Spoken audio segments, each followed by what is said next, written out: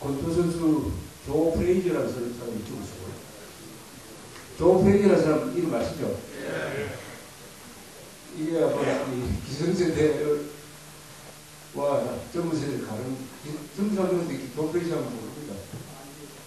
조 프레이저 하면 모하메드 알리, 옛날 이름은 캐시우스 클레이. 60년대가 이 권투 전성 시대죠.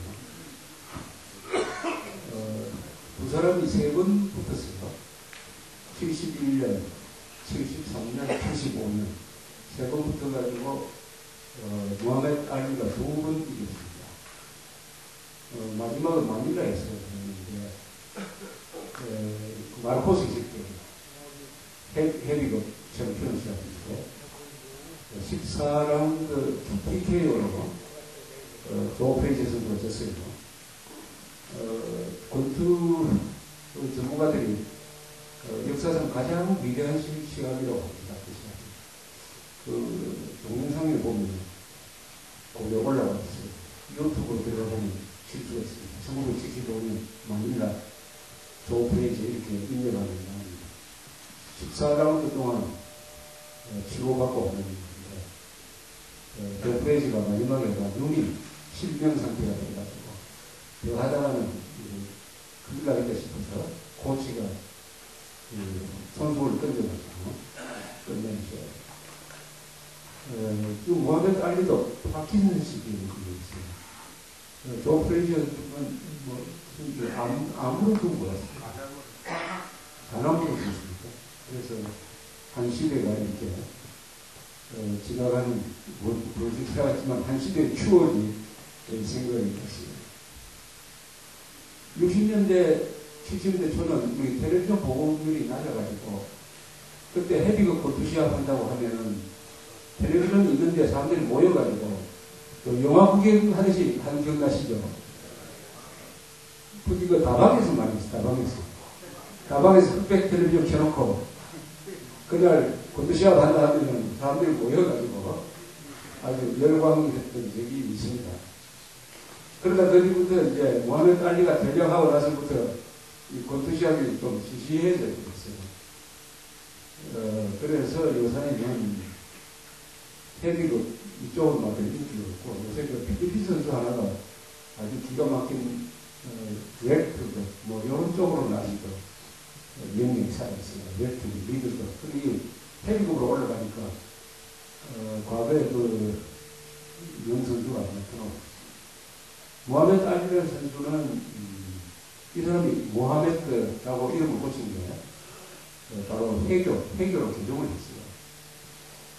그러면서 월남전을 반대하기 시작했습니다. 그래서 월남전 징집되는데 나는 군대 안 가겠다고 했어요. 양심적 병역 거부죠. 그러니까 우리나라 같은 경우는 그 정도 유명한 선수 같은 경우는 그것도 바보자 있기 때문에 미국에서 벌을 내렸어요. 권투협회에서. 또 그것도 하지 말아야 돼요. 3년 동안 권투를 못했습니다. 1967년부터 1970년까지. 요 3년 동안이 모하메드 알리의 전성기였습니다. 전성기. 그래서 이 모하메드 알리의 전성기는 권투 시합을 하지 못하고 끝났어요. 그것을 못 본 게 상당히 아쉬워요. 역대 헤비급 권투 선수 중에서 최고입니다. 이 모하메드 알리는 펀치도 좋고 빠르기도 하고 매직도 좋고 최고의 선수였는데 최고의 선수의 가장 결정적인 3년 동안 3년을 우리가 못 본 게 좀 아쉽습니다. 이 3년 동안 얼마나 잘했을지 그러면 아무리 위대한 선수라도 병력 특히 그래서 법치가 이제 살아있다는 증명입니다. 잘 아시겠지만 미국에서는 병력 특혜라는 게 있습니다. 유명한 텔레비전들 야구 선수도 1차 대전 한국 전쟁 때 2번 징집돼가지고 한 4년 정도 그럴 거예요. 그 한신중공업에서 크레인 올라가가지고 자기 크레인도 아니면서 남의 회사 크레인이 올라가가지고 오랫동안 난리를 치는 사람이 내려와는데 당연히 구속을 해야죠. 당연히 구속을 해야죠. 그렇게 혼란을 일으켰으면 벌을 받아야죠. 구속하려고 하니까 홍준표, 이재호 두 사람이 트위터로 구속 행마라고. 그것 때문은 아니겠지만 하여튼 구속이 일단 기가 막혔어요. 이거 구속, 이거 결정은 판사가 하는 거예요. 정권 잡은 사람, 집권 여당의 대표가 구속 안 하는 게 좋겠다고 하면 이것은 판사한테 안 믿는 겁니다. 미국에서 이런 행동하면 국회의원 잘 명령해야 됩니다. 이런 사고에 대한 계획. 그게 가만 보니까, 아니, 이제 구속, 또 재청구를 한다고. 그래서 구속 안 하면, 어디 영웅이 되어서 돌아다닐 겁니까? 가끔 법정에 나가고, 가끔. 이런 게 바로 법에 대한, 국가에 대한 존경심을 방해하는. 다시 이야기를 돌아가서, 아까 쉬는 시간에 우리 여기 내일 나오시는 권태성 씨, 우리 그룹에서 장관 전무장. 이분이 좌파는 왜, 제가 좌파라고 하면 공산주의, 주로 공산주의 이야기를 합니다. 그것도 친북 공산주의를 내가 들어서 이야기하는 거예요. 반북 공산주의는 없지만, 반북 좌파는 뭐 있어도 뭐가 힘이 약하니까, 시기상 좌파라고 하니까. 정확하게 말하면, 깔갱이 공산주의자는 왜 독을 띄울 수 없느냐 하는 걸 아까 4개를 이야기했거든요. 우리 권 선생은 휴게 시간에 저를 만나가지고, 그걸 한자로 사자성어로 표시하면 두 개가 됐대요. 하나는 후한부치, 또 하나는 배은망기. 가부생각하니까 딱 이게 맞아요. 후한부치. 공산주의자가 되면 후한부치입니다. 얼굴이 두꺼워지고, 뭡니까? 부끄러움을 모르게 된다. 거짓말을 의무로 생각하니까. 후한부치. 딱 행동이 후한부치입니다. 이 좌경분자 중에서 후한부치 안 하는 사람은 좌경이 아니라고 그랬습니다. 그 다음 배은망덕은 뭐냐?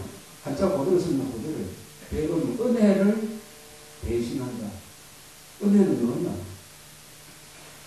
은혜는 뭐냐? 우리가 받은 은혜. 미국 사람, 대한민국 건국한 사람, 국군, 마음도 고마움을 잊어버린다. 이렇게 딱 정리를 하는데, 가만 듣고 있으니까 제가 아까 뭐 이야기했던 거 복잡하고 이게 맞는 것 같아요. 후한부치 배은망덕이다. 요거 딱 8자입니다. 8자. 인터넷에 글을 치면은 딱 스페이스가 8개 안에 이렇게 많은 정보를 넣을 수 있는 언어는 영어도 안 되고, 한글도 안 되고, 한자밖에 없어요. 한자만 이렇게 많은 정보를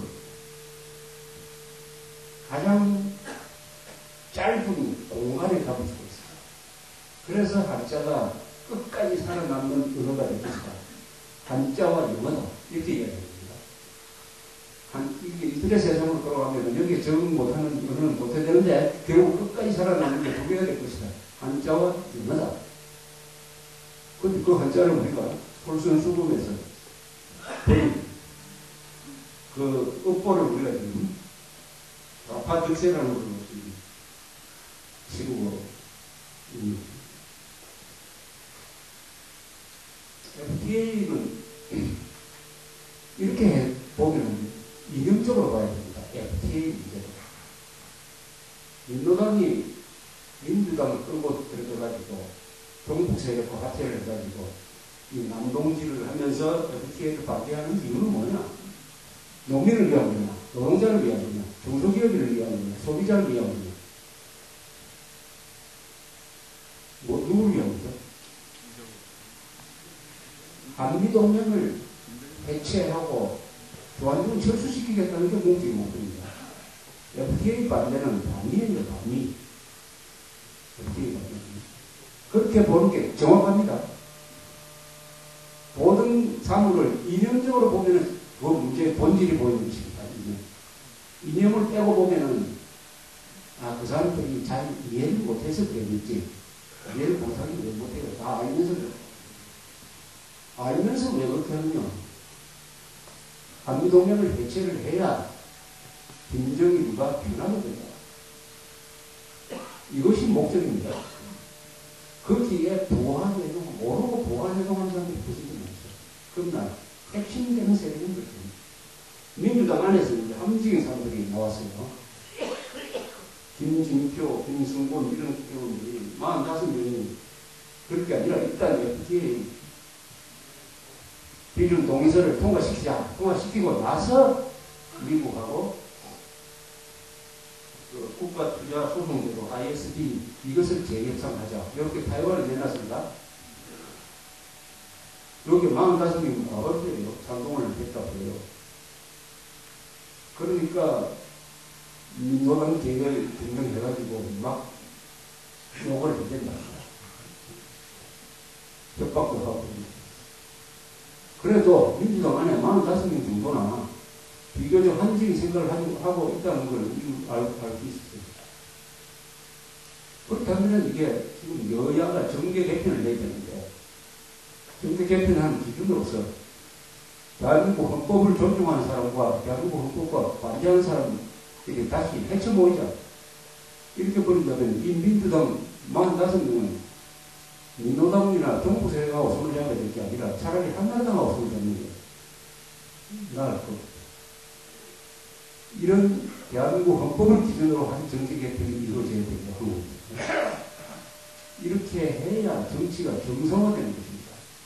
그러니까 대한민국 헌법을 존중하는 세력은 한 군데 모이고 반대하는 세력은 별도로 모여가지고 종북 세력 때 대한민국 세력으로 구조를 바꾸냐.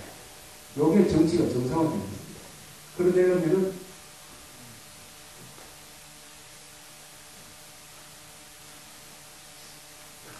논리가 있어야 되는데 그 논리를 어떻게 정립해가지고 정당을 습득을 할 거냐 하는 아주 지나는 문제가 있습니다. 일본의 자민당이 탄생한 게 바로 그때 좌익이 세지니까 바로 그런 식으로 해가지고 보수연합이 있습니다. 한국에서 한번 있었습니다. 1990년에 3당 합당이라는 게 있었어요. 김대중의 국민당입니다. 김대중은 국민당을 제치고 나머지 당입니다. 민정당, 또 어디죠? 신민주공화당, 그 다음에 통일민주당을 합쳐가지고 민자당을 만들었어요. 그게 3당 합당이었습니다. 3당 합당 구조는 맞는 말이에요. 이게 제대로 된 좌우를 가르는 것이었습니다. 굉장히 튼튼한 구조였는데 그걸 바탕으로 해가지고 김영삼 씨가 200만 표 차이 이상으로 당선됐어요. 92년에. 그래서 든든한 정치적 백그라운드를 가지고 93년에 대통령이 되었는데 이 사람이 한 일이 뭡니까? 그 3당 구도를, 합당 구도를 해체하는 거였어요. 3당 구도를 3당 합당으로 만들어진 보수 대연합으로 만들어진 민자당을 어떤 식으로 해체해 가느냐. 첫째, 대한민국의 현대사는 상해 임시정부에서 바로 문민정부로 이어진다. 라고 함으로써 이승만부터 노태우 정부를 부정을 했다. 그리고 정교조 쫓겨나갔던 교사들을 복직시킴으로써 정교조 합법화 기능이었습니다. 중앙청을 없애버렸습니다. 한국 현대사의 가장 중요한 부분도 없애버렸습니다. 그러니까 한국의 보수층이 화가 나기 시작했습니다. 그때부터 김영삼은 떠나기 시작하니까 그 틈새로 대피 탈당해가지고 자민련을 만들었습니다. 그 자민련이 또 나중에 김대중하고 손을 잡았어요. 그래서 등장한 게 김대중. 한국의 보수는 그야말로 배신에 의해서 나라를 왼쪽으로 몰았습니다. 이명박 정부도 그와 비슷한 일을 한 거죠. 비슷한 일. 즉, 강력한 지지를 김영삼 이상으로 강력한 지지를 받고 당선된 이명박 정부가 그 여당인 종북 척결을 포기를 하고 그 종북과 동거한다든지 아니면 그 종북 세력에 맞춰주는 소위 중도 실용정책, 요새는 이 말 안 씁니다.